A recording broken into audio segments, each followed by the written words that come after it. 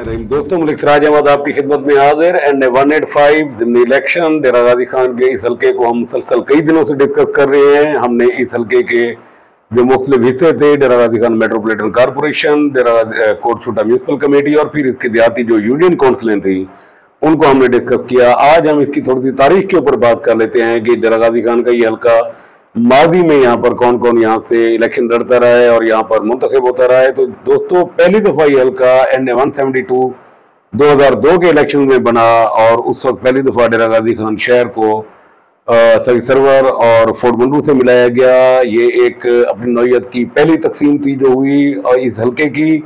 और 2002 के इलेक्शन में यहाँ से इस हल्के से नेशनल अलायंस के प्लेटफार्म से सरदार फारूक अहमद खान लगारी MNA मुंतखब हुए। उनके मद्दे मुकाबिल उनके कज़न सरदार मकसूद खान लगारी के साहबजादे सरदार मोहम्मद खान लगारी थे। 2002 में MNA मुंतखब हुए सरदार फारूक खान। 2007 में होने वाला इलेक्शन मोहतरमा बेनज़ीर भुट्टो शहीद साहिबा की शहादत जो हुई उसके में थोड़ा सा आगे चला गया। ये इलेक्शन 2008 में हुए।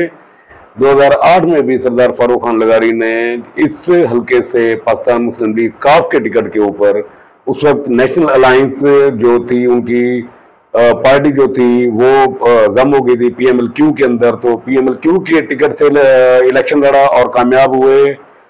अक्टूबर 2010 में सरदार फारूक खान का इंतकाल हुआ। उनके वफात के बाद ये नशिस्त खाली हुई। इस नशिस्त के ऊपर जो बाई इलेक्शन हुआ वो 2011 में हुआ और 2011 में डेरा गाजी खान की लोगों ने, यहाँ के वोटर्स ने सरदार फारूक खान के साथ अपनी जो एफिलिएशन थी उसको साबित किया और PMLQ के टिकट पर लड़ने वाले सरदार अवैस अहमद खान लगारी ने बैक वक्त विफाक में मौजूद पाकिस्तान पीपल्स पार्टी के नुमाइंदे सरदार शबीर खान लगारी और पंजाब के अंदर मुस्लिम लीग नून के जो हुकूमत थी उनकी टिकट होल्डर डॉक्टर हाफिज अब्दुल करीम को शिकस्त दी एक वाज़े मार्जिन के साथ और वो MNA मुंतखब हुए। 2013 का इलेक्शन जो था, ये नशिस्त, ये सीट NA 172 जो थी ये इसके लगारी ग्रुप के हाथ से निकल गई। उसकी बुनियादी वजह लगारी ग्रुप की तफरीक थी।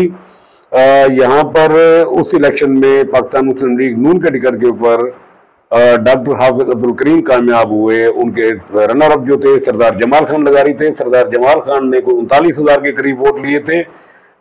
हाफिज साहब ने कोई 49,000 के करीब वोट लिया था। तीसरे नंबर पर 1,000 के फर्क से जरताज गुल वजीर थी और चौथे नंबर पर सरदार मकसूद खान लगारी थे जो PMLQ के टिकट के ऊपर इलेक्शन लड़ रहे थे। उनका कमोबेश कोई 19 या 20,000 के करीब वोट था। तो 2013 का जो इलेक्शन था, अगर हम इसको थोड़ा सा तवज्जो के साथ देखें इसके नताइज को, तो डॉक्टर हाफिज अब्दुल करीम का जो 49,000 था, अगर सरदार मकसूद खान लगारी और सरदार जमाल खान लगारी के वोट को जमा किया जाए तो ये बहुत ज्यादा बनता था। लेकिन चूंकि लगारी ग्रुप तकसीम हो चुका था, लिहाजा ये सीट डॉक्टर हाफिज अब्दुल करीम साहब के पास चली गई। 2018 का जो इलेक्शन था, उस इलेक्शन के अंदर कैंडिडेट चेंज हुआ। अचानक दोबारा एंट्री हुई सरदार अवैस अहमद खान लगारी की। उसकी एक वजह तो शायद ये भी थी कि उन्होंने चोटी की नशिस्त से पाकिस्तान मुस्लिम लीग के कायद मौजूदा वज़ीर आज़म मियां शहबाज शरीफ को दावत दी थी कि वो आएँ और आकर इलेक्शन लड़ें। और खुद वो जो है ना अपने सीट जो जिस पे वो लड़ने जा रहे थे वहाँ पे मियां शहबाज शरीफ साहब को मुकाबले में लाकर वो खुद डेरा गाजी खान की सीट पर इलेक्शन लड़ने के लिए आए। यहाँ पर उस वक्त जरताज गुल वजीर पाकिस्तान तहरीक इंसाफ के टिकट होल्डर थी। उन्होंने कोई 64,000 के करीब जो है ना वोट लिया और उसके बाद 79,000 के करीब वोट लिया। सरदार अवैस अहमद खान लगारी रनर अप रहे, उन्होंने 54,000 वोट लिया और सरदार दोस्त मोहम्मद खान खोसा तीसरे नंबर पर रहे, उन्होंने कोई 31,000 के करीब आज़ाद हैसियत में वोट लिया। तो 13-18 का इलेक्शन जो था वो तहरीक इंसाफ के नाम रहा। एक एंट्री बगैर तैयारी के सरदार अवैस अहमद खान का फोकस शहबाज शरीफ के इलेक्शन के ऊपर और इस हल्के में उनका थोड़ा वक्त देना, ये सीट लगारियों के हाथ से दूसरी बार निकल गई। और 2024 का जो इलेक्शन था, 2024 के इलेक्शन के अंदर एक दफा फिर कैंडिडेट चेंज हुआ लगारी ग्रुप की तरफ से। आखिरी वक्त के अंदर महमूद कादर खान लगारी जो है ना जो कोट छुट्टा की नशिस्त के ऊपर MPA के उम्मीदवार थे, उनको डेरा गाजी खान से NA 185 से इलेक्शन लड़ाया गया। यहाँ से उन्होंने PP 289 से इलेक्शन लड़ा। इस तीसरे इलेक्शन के अंदर ये तीसरे कैंडिडेट थे जो तब्दील हो रहे थे। तो ज़रताज गुल वज़ीर पाकिस्तान तहरीक इंसाफ की हिमायत याफ्ता थी, और इनके तीसरे उम्मीदवार जो मद्दे मुकाबिल थे वो पाकिस्तान पीपल्स पार्टी की तरफ से लड़ रहे थे, सरदार दोस्त मोहम्मद खान खोसा। तो ये सीट जो ज़रताज गुल वज़ीर थी उन्होंने तो जीत ली। उनका कोई 94,000 के करीब वोट था, कोई 36,000 के करीब से जायद महमूद कादिर खान लगारी का था, और कोई 25-26,000 के करीब सरदार दोस्त मोहम्मद खान खोसा का जो है ना यहाँ पर वोट निकला पाकिस्तान पीपल्स पार्टी के टिकट के ऊपर।